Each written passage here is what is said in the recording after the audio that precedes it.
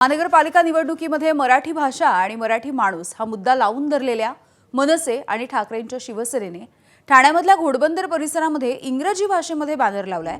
त्यामुळे विरोधकांना आयतं कोलीत सापडलंय। या परिसरामध्ये परदेशामधून येणारे बरेच लोक असतात, त्यामुळे त्यांना ठाकरेंचे मुद्दे कळावेत यासाठी हे बॅनर इंग्रजीमध्ये लावलेत। 99% बॅनर हे मराठीमध्येच आहेत, तो एकच बॅनर केवळ इंग्रजीमध्ये आहे अशी प्रतिक्रिया मनसेचे नेते अविनाश जाधवांनी दिली।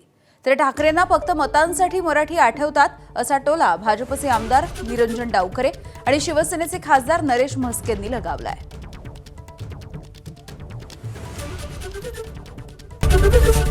एबीपी माझा, उघडा डोळे बघा नीट।